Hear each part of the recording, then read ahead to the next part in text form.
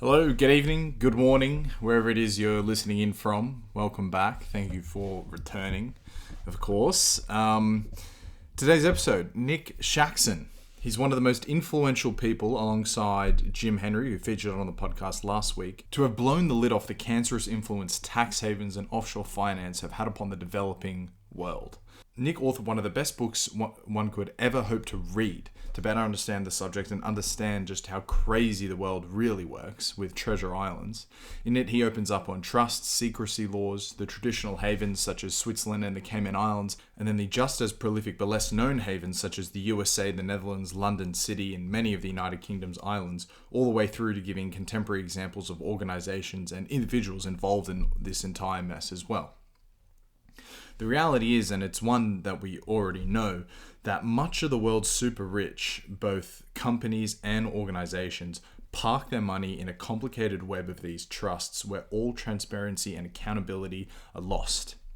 When you recognize your money in a foreign jurisdiction that is legally justified because of a number of trusts that have been set up in between, and a trust has zero transparency. So although you could hire a person to legally represent the company, they do not have to disclose who the real interests and owners of the companies are. And they hide behind these secrecy laws. When money is parked in these vehicles, it becomes lost. It subverts all of the systems, institutions, and incentives set up for collecting and distributing taxable income, but as well subverts all of these exact same incentives to minimize the finance of the criminal world. The consequence of all of this is, on one end, a huge gap in taxable incomes that would otherwise be used to develop a nation, but on the other, more malicious end, a system that allows, supports, and propagates the worst crimes and criminal organizations in the world. The inescapable reality of all this is that no criminal organization would exist at the scale that it currently does were it not for trusts and financial secrecy laws. And that is because of the very nature for which these criminal organizations receive their money, receive their finance. It comes through illegal activities, so it can't be reported as just a regular income like you and I would do. It has to be hidden away in trusts and offshore havens where there is no transparency and full secrecy ensured. So the money can just be put in there. No one actually knows whose money it is, who owns the money, where it even came from. All they know is that the money is there and it can be accessed if you have the right setup. And that brings us to the Pandora Papers. The Pandora Papers are 11.9 million leaked documents, which is in all 2.9 terabytes of data that the International Consortium of Investigative Journalists published this month at the beginning of the 3rd October 2001. It is so far the biggest financial secrecy leak of all time. The Panama Papers, quite famously, a number of years ago, is the second largest. But what the ICIJ did here, this is the group of journalists and operators who have published the leak, is they've dug into all of the non-transparency of the trusts and financial secrecy and somehow dug out the truth of ownership and so forth. But 2.9 terabytes is a fuckload of data, just to be clear. The majority of it has still yet to be assessed, and from what we know so far is just whatever maybe the highlights of the initial findings have been. But we can definitely, confidently assert that more is to come.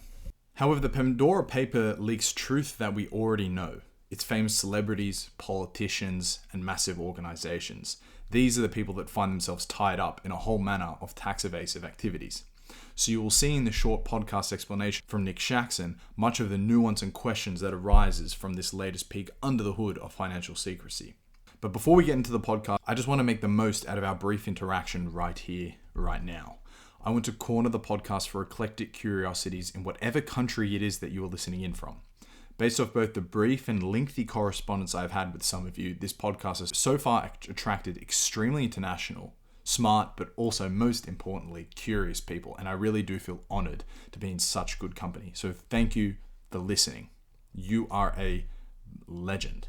And the reason why I say I want to make the most of our brief interaction here is because discoverability within the podcast algorithms are extremely Stone Age. They're quite terrible. There's actually one variable that matters, and that is the amount of 5-star reviews with a comment attached.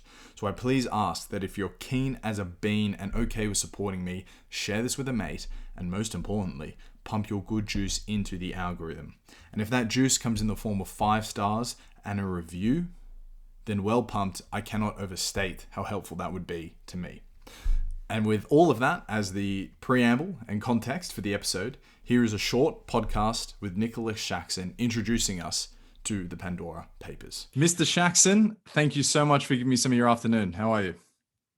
Good, thanks. Good to talk to you. Your book, Treasure Islands, has really been a huge source of intellectual inspiration, I guess. It's made me think about things a lot differently, and also made me want to get much more interested in the world of, say, capital flight and so forth. In fact, it was because of your book that I read Jim Henry's Blood Bankers, who was also a guest on this podcast, and I just think it's amazing stuff.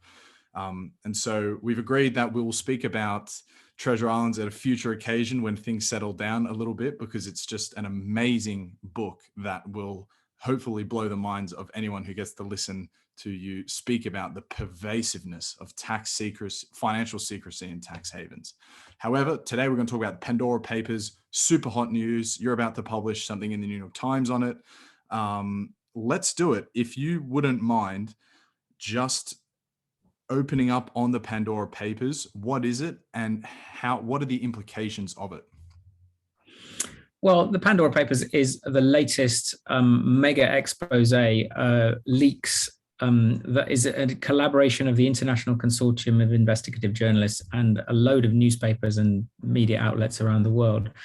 Basically, it's a series of data leaks that have all come together from various different jurisdictions that outline all sorts of kind of hidden offshore shenanigans of all sorts of people, politicians and public officials and billionaires and criminals and so on.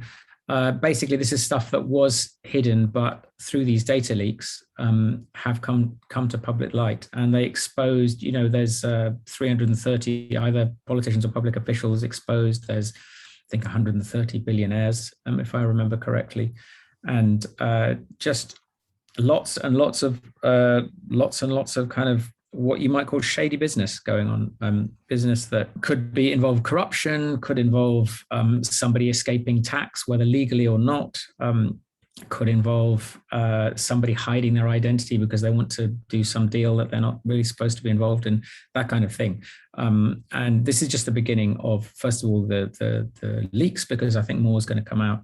But also it's just the sort of beginning of investigations. It's quite hard to, there's millions and millions of documents there, and it's quite hard to, there's email chains and faxes and things like that, and it's been quite hard to piece it all together. So it's just one kind of the latest confirmations of just how deep the rot goes in the offshore world and the world of offshore tax havens, and just how our kind of what they call the great and the good, the most kind of powerful and wealthiest people in the world, are able to get away with essentially using the offshore system to set up a kind of one set of rules for them and another set of rules for the rest of us. With the Tax Justice Network, you and some of your colleagues sort of calculated how much money you think, from your best estimation, is running through these tax secrecies and sort of the offshore world. And it came up to as much as half the world's global GDP in any given year. It's just an absurd number, right? So it seems like everyone knows that this tax secrecy, tax haven, embezzlement, all of it happens. And now the Pandora Papers, in addition to the Panama Papers recently, is just proving everything we already know. I guess the question is, like, do you think anything will actually come of this, or is it more just confirmation of things we already know? Well, I think you have to look at this in a sort of much longer context. This is a system that really started the modern offshore system. I mean, there've always been kind of tax havens going back to the days of pirate coves, when smugglers used to take stuff elsewhere offshore to do things they weren't allowed to do at home, out of sight.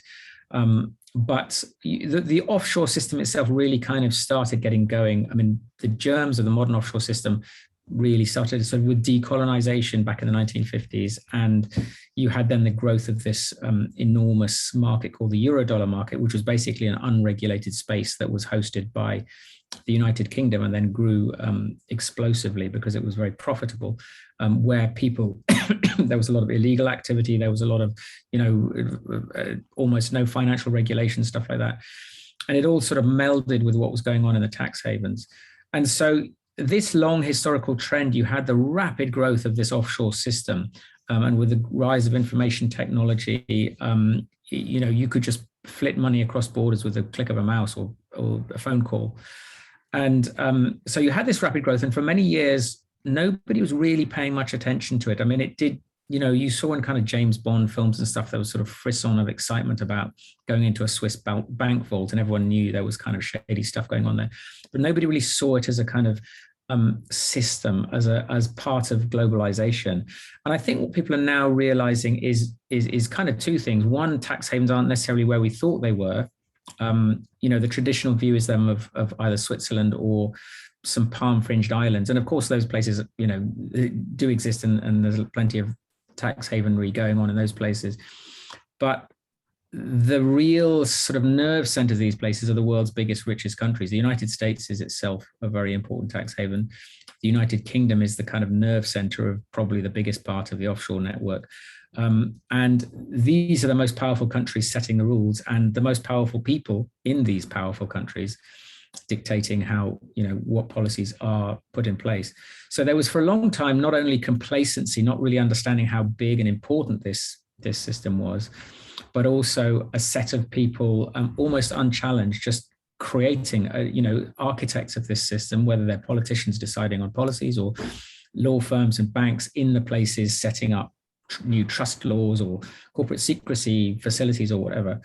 And it was kind of unopposed. And after the global financial crisis of, a bit over 10 years ago, that's when things really started to change. And we've seen the slow but steady growth of a kind of counterforce against this system. I think now the penny has dropped among many people, including many policymakers, including many right-thinking policymakers, that we've got to do something about this. And also, I think there's an awareness that there never was before in society that we have got to start figuring out how to crack down on this stuff. And it's very difficult to crack down because you are taking on some of the biggest and most powerful interests in the world, from large multinationals to billionaires and mafiosi and whatever. But so you do have this, there is this counterforce now, and we are seeing some progress. So there's a lot of, the system is alive and well and thriving, the offshore system. And, but for the first time, I would say in the history of this modern offshore system, we do have a growing counterforce of kind of democracy, if you might want to put it that way, that is starting to push back against this system. And you are seeing initiatives coming out now from the rich countries doing some things about this. Corporate on the area of corporate tax, for example, there are some new initiatives coming about. A global minimum tax is being agreed, which would put a big dent in the system. It wouldn't end the system by any means. But so, there are lots of positive signs, but this is such a huge problem to crack. We're only really in the beginnings of it. Yeah, it seems like by design, it's going to be, and you almost have to break the system to fix it. Just because if half of the world's money is running through these offshore trusts and different levels of and different vehicles of financial secrecy, to fix that requires it to be broken. Now, that might be far too big of a question to ask you on this narrow podcast, which is focusing on the Pandora Papers. But is that assumption that I'm making relatively, does that resonate with you? Is that kind of correct? Is that assumption fair? I mean, there's not a kind of single magic bullet that's going to fix this. It's something that has to be sliced out in many different ways and permanently. So I think, you're right. This is not something, how do you fix this problem is not something we can do in a short podcast. There are a couple of things which I think, above all, do need to change. And in terms of very big things, I think one of them is, if there's lots of different angles to the offshore system. The most famous is tax. Of course, a lot of people use the offshore system to escape tax, but there's lots of other aspects of it. Countries offer secrecy, which can hide, crimes and all sorts. There's the financial regulation angle where banks can go offshore, elsewhere to do things that they're not allowed to do at home. So there's lots of different dimensions to it. But in the area of tax, and this does apply to the other areas, there's been this long running kind of ideology that we need kind of low taxes, we need low enforcement, and we need let's treat this kind of mobile money that's roaming around the world as something to attract. And we can't, we've got to treat it with kid gloves. We can't, our enforcement capacities shouldn't be too strong. We might annoy them and then they'll all run away to Geneva or Hong Kong or Switzerland or somewhere like that. So this kind of idea that we've got to sort of treat this stuff with deference, these are the billionaires with the money. And if they just come here, they'll just trickle a little bit of this money down on our table. I think we need to now start resourcing our tax authorities properly, because they have, in lots of countries, they've had their budgets sliced and cut back under this kind of idea that we've got to treat all these rich people and multinationals with deference. And I think the public mood has now shifted very far in the other direction. And I think politically, it's now very possible to really start beefing up enforcement. And in fact, the Biden administration in the United States is now starting to do that, trying to get much bigger budgets for the Internal Revenue Service, the tax authorities in the United States. And you could do the same with crime fighting authorities. And so I think that's, if you sort of one cluster of policies, much more money and resources given to enforcement and to crack down on this stuff, that would probably be, my number one sort of hard thing to do. There are lots of other more technical things that need doing, but if you beef up on the tax authorities and criminal authorities, that will also help with fixing technical problems as well. So I think that's something that politically it's a ripe time for that in many countries. And I think we probably will see that starting to happen. In terms of the ideology, I think, that's something that's still quite pervasive. I think, it's very interesting what's happening in the United States. The United States is cracking down on quite a lot of this secrecy stuff of its own. In other words, the US, in Delaware or Nevada, states like that, you can set up really sort of cheap shell companies with strong secrecy, where you can't find out who, you can find out maybe who the directors are, but that won't tell you who really owns that company. And there's trusts in South Dakota and stuff like that. The Biden administration and many, in fact, there's quite a bipartisan consensus that's recognizing this is not only a problem for the tax authorities, it's a national security threat, having all this dirty money, unsupervised dirty money running through the system.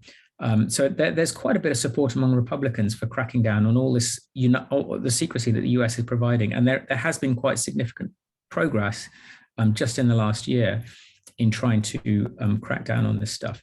So, and the bigger enforcement budgets, bigger budgets for the Internal Revenue Services is another example of that. So there is a shifting mood. I mean, it's what's happening in the US is quite fragile. We don't know what will happen with the midterm elections and the next election, but there really has been quite a sea change in mood. And I think this is driven by not just short-term political changes, but I think this is a long-term secular trend of the public becoming more and more annoyed.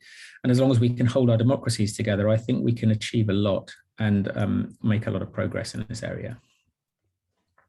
I'm just going off memory, but I think from the book you highlighted that 48 out of the 50 biggest US companies basically lived offshore, and the 99 out of 100 biggest European companies basically lived offshore. If that's the context that we're operating in, it almost has to be like a breakdown to rebuild, rather than say increase the budget of the IRS and all of the equivalents in European nations.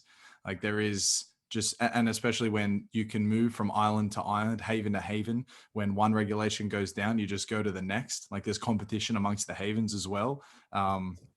It's so crazy complex. I don't share your pessimism, actually. I mean, if you talk about the biggest multinationals, it matters a lot where they're headquartered.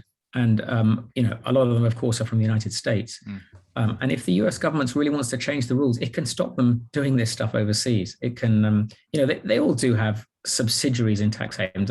They're not sort of fully inserted in tax havens. They just do have subsidiaries in tax havens, some more than others, to doing particular things. I think the US big banks have thousands of subsidiaries offshore in the Cayman Islands and Luxembourg and so on. But the US government does have the power. The problem is the politics, but it does have the power to stop them doing this stuff. And the moves that are going on now that the Biden administration is doing as part of this, there have been some moves with the G7 and the OECD to kind of, as I said, to get this global minimum tax. That will cut out a lot of tax haven activity. But certainly won't cut out all of it. And it will leave a lot of developing countries, for example, with very little to show for it. But a country, particularly a big country, can do a lot to protect itself from tax havens. It just needs the political will to do so. The UK is a slightly different kettle of fish because it runs the biggest part of the world's tax haven network, and getting the UK to crack down is a much more difficult political fight, I think, because it is so embedded in the British establishment, the offshore mentality, and the Pandora Papers have shown. The British Virgin Islands has been a huge part of the Pandora Papers, as with the Panama Papers. That's the biggest jurisdiction, which is, this is a tax haven that's basically under the control of the UK. It's got some of its own independent politics. So the UK could also force all these places to stop doing all this stuff, but it's a big political fight, and we're not there yet with the UK, even though we're seeing a lot of progress in the US. European Union likewise has many problems. It has, Luxembourg, one of the founder members, with a lot of, it's a tiny country with a lot of influence, is a massive, dirty tax haven, doing all sorts of nefarious stuff. The European Union, it's a sort of mixed bag. It's hard to crack down again, but it's all political. This is a political problem, first and foremost. If you really wanted to stop this stuff, you could stop a lot of it. You certainly couldn't stop all of it. There always will be, always have been some form of tax haven around us since the invention of money, really. But you can make a big dent in this thing. Yeah, you say it's all political. To return to the Pandora Papers, one of the most, I guess, sexy things that has come out of it is the highlighting of how individual celebrities have been called out here, and also politicians. So in your book, you quote Paul Hogan, who at one stage was at some threat of going to jail, and he said, "Mate, if I'm going to jail, there's about four legal firms, 4 accounting firms, and whatever that need to go before me." And he's kind of hiding behind his people. And the question is, how much did he really know? Sachin Tendulkar is famously involved. I mean, Imran Khan, basically just highlighting massive people from the subcontinent. Who are some of the celebrities, politicians involved? And do you think that it's fair for them to hide behind their accounting firms, or do you think they're actively complicit in it? I mean, on the one hand, I think a lot, if there's a sort of footballer who spend all their life thinking about football, and they get someone who is an accountant, maybe a friend of the family, and gets them sign up to this scheme, and and the accountant's probably making a lot of money out of it. The footballer doesn't have a clue. Right. And just yeah, okay, sounds fine, and the accountant will say, look, there's all this complicated stuff you've got to do, and this is how it works, and it's all fine.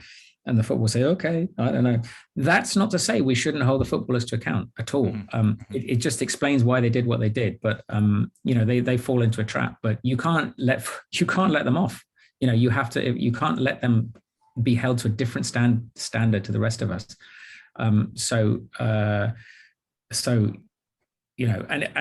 A different set of arguments is made by multinationals. They say, well, what we did is all legal. It didn't actually break the law. And even though that isn't always true, it's often what they do is in a questionable gray area. You can also say, well, you did use this loophole, and that loophole technically allows you to get out of paying this tax. But it's not right. It's not legitimate, and we don't accept it. And we should hold. And they also say, it's not for us to not pay our taxes according to what we can do. It's for governments to change the laws, and it's not our fault at all. And I just say, no, it's both of you. Governments, of course, have to change the laws. You have got to stop doing this stuff. It's abusive, and it's antisocial, and you don't have a duty, a statutory duty to do this. to maximize shareholder returns at all costs. You do have other duties as well, duties to society that you must consider. And so, so these arguments are kind of made in defense, like either we didn't know, or, change the system, we'll just exploit it as much as possible. And I just say, no, this is about power, this is about economics, this is about society. We as societies have to hold all of these people, particularly the wealthiest and most powerful, to account, and criticize them when they've done stuff, even if it's not illegal. They may still have done something which would be wrong in any reasonable person's eyes, and take action if necessary. Absolutely. I completely agree. And just for those listening along at home who haven't looked into it that much, can you, say off the top of your head some of the big names involved? There's Tony Blair, right? There's Sachin Tendulkar, as I've already said. In all, there's 300 plus big names, just to give people a sense of how big this exposure was by the ICIJ. Yeah, well, I mean, it was the biggest of the leaks. I would just say in the last set of leaks, and these. So since there've been the Pandora Papers is the most recent one. The first big one was the Panama Papers. Then you had the Paradise Papers. You've had various smaller ones. The Luanda leaks, which is about Angola, a country I used to live in, and various others. But always there've been a bunch of politicians coming out, British politicians in particular, prime ministers. So you had the Pandora Papers have got some donors to the current Conservative Party, and there's some great videos of reporters trying to interview Conservative Party officials. What do you think about all this offshore money coming from offshore donors? And they're all just scurrying away like mice into their holes when they're interviewed. Look it up if you can find it. But previous prime, Tony Blair, as you mentioned, he and his wife Sherry bought a house, an office in central London. They didn't buy it outright. What they did is they bought shares in a company which already owned their house, and at the time it wasn't possible to find out who owned the shares beforehand. And the Pandora Papers revealed that it was owned previously by the family of the Bahraini Minister of Tourism. Now, they did buy instead of buying the house outright, buying shares in the company. That saved them some tax. But what Sherry Blair said to The Guardian was, this wasn't illegal. There was nothing illegal about it. And I'm sure she's right. I'm sure they didn't break any laws and they're doing it. But the fact that they didn't break any laws and were able to do this may be the most annoying part of it all, because it shows that, the system is wrong. And, before them, not before the Blairs, but more recently we had David Cameron, the Prime Minister, also being exposed in the Panama Papers. Many years ago, Margaret Thatcher was up to her eyeballs in this, in her personal finances. Really? She was. That's sort of unsurprising. She bought some very shady stuff, and she had an accountant in Jersey who was, it's impossible to find out what those secrets are. There's a few clues here and there, but. Well, she was consistent. Yeah, well, indeed. She's got a lot of questions to answer about this, but back then when the story came out, nobody really cared too much about tax havens. Only a bit. I think now if that had been exposed, that would have been a much bigger story. Yeah. And she was very in favor of the whole system. Well, Nick, you've got to go, but I cannot tell you how much I look forward to asking about the ethics of all of this, some of the history of it, how you then think it can sort of change. It's been 10 years since the publication, whether things have changed in the meantime, so much, but I really appreciate you giving me some of your time this afternoon. Okay, great to talk to you. Thanks very much. Cheers, mate. All right, see you. Well, there is Nick Shaxson. We were actually scheduled to do a full 2-hour chat on Treasure Islands, but as we started the recording, he was so overwhelmed with a big deadline that he had on the same day with the New York Times, actually, that we shortened our chat just to this that you just listened to for an introduction to the Pandora Papers. And hopefully sometime in December or the new year, we're actually going to record the initial intention, which is the full Treasure Islands podcast. For an interesting and quick video on the Pandora Papers, actually, there is a great YouTuber called Jake Tran who did a cool video on the topic. So if I've forgotten to put that in the link, at least see that on YouTube, Jake Tran. It's very interesting. And he does loads of other interesting videos as well. In fact, kind of synchronistically, we tend to have we tend to cover similar topics. When he does a video about X, I'm also doing a podcast with someone on X, and it's happened quite a number of times now, which is quite interesting. The Pandora Papers we can't claim for synchronicity because it's a giant thing in the news, but there were some other more niche things that he covered in the last year. Otherwise, fellas and fillettes, I don't know if that's a thing, but girls, boys and girls, ladies and gentlemen, run to my website, atlasgeographica.com. I have a newsletter there and would love to grow its readership. So if you liked this and are into some of the other stuff I'm producing, jump on the website, give it a gaze. And that's all from me. Ciao. You're a bunch of legends. See you next time.